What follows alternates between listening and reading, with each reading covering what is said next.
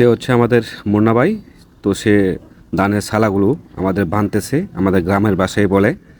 তো আপনারা দেখতে পাচ্ছেন কত সুন্দর আসলে করে সে ধানগুলো এই পরিষ্কার করে শালায় ভরতেছে এবং শালাগুলো বেঁধে রাখছে। তো আসসালামু আলাইকুম এভরিওয়ান। তো আজকে আনিসুর রহমান ফেসবুক পেজ থেকে আমি আপনাদের সাথে চলে আসলাম তো নতুন একটি ব্লগ নিয়ে। তো এই ব্লগটি হচ্ছে আমরা যেহেতু কৃষি লোক, তাই আমরা কৃষি কাজ করে থাকি।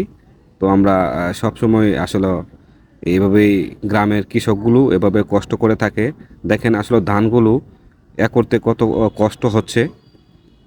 তো এভাবে প্রত্যেকটা কৃষকই তার ফসলগুলো যদি ভালো হয়, সে হাসি মুখে তার এই কষ্টগুলো সে মেনে নেয়। তো আমরাও আসলে সেই কষ্টগুলো মেনে নিচ্ছি, কারণ হচ্ছে আমাদের ফসলগুলো অনেক ভালো এবং সুন্দর ফলন হয়েছে মাশাল্লাহ।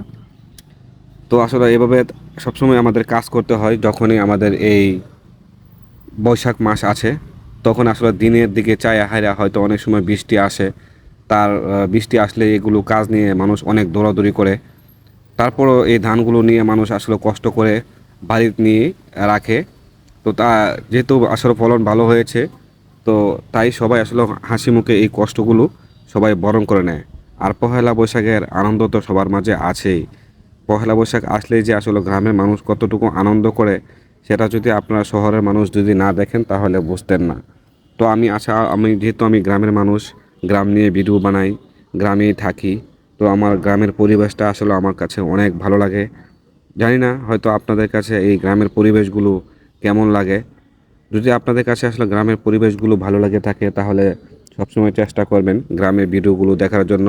তো আসলে আমি হচ্ছি একবারে গরমে ক্লান্ত হয়ে দাঁড়িয়ে আছি, একেবারে প্রচণ্ড গরম। যেহেতু আসলে গরমের মাঝে এই ধানগুলো আসলে পরিষ্কার পরিচ্ছন্নতা করতে হয়, তাই গরমের মাঝে আসলে কাজ করতে হয়। তো আমাদের মুন্না ভাইও আসলে গরমে ঘেমে গেছে। আমিও প্রচণ্ড গরমে আসলে তাপে, রোদের তাপে চোখে তাকানো যায় না বাহিরের দিকে। দেখেন বাহিরের যে দৃশ্যগুলো, সবুজ শ্যামল যে দৃশ্যগুলো, এই দৃশ্যগুলো আপনাদের কাছে হয়তো ভালো লাগবে। আমার কাছে যখন ভালো লাগে, তো আপনাদের কাছেও হয়তো ভালো লাগে। জানি না কার কীরকম লাগে এই গ্রামের পরিবেশগুলো। তো অনেকগুলো ধান আমাকে আসলে এভাবেই করে এগুলো ধান শুকাইতে হয়। তো যেহেতু আমরা কাজ করে থাকি এভাবে, তাই সবসময় আসলে এভাবে আমরা কাজ করে ধানগুলো আসলে রোদের মধ্যে শুকিয়ে নেই। তারপর বাড়িতে নিয়ে হয়তো সিদ্ধ করে তারপরে এগুলো চাল তৈরি করা হয়। তো আসলে অনেকক্ষণ যাবতীয় আসলে রোদের মাঝে এভাবে কাজ করতেছি। তো মাঝে মধ্যে যখন আসলে ক্লান্ত হয়ে পড়ি, তারপরেও আসলে খারাপ লাগলেও কিছু করার নাই, নিজের কাজ নিজেই করতে হবে, এটাই হচ্ছে বাস্তব। তো আপনাদের কাছে যদি দেখেন আমাদের গ্রামের এই ক্ষেতটা আসলে অনেক একটা বড় একটি জায়গা। এই জায়গার এই জমির ধানগুলো এগুলো, তো কিছু ধান এখানে রাখেই বিক্রি করা হয়েছে। তো তারাও এখান থেকে ধান নিবে।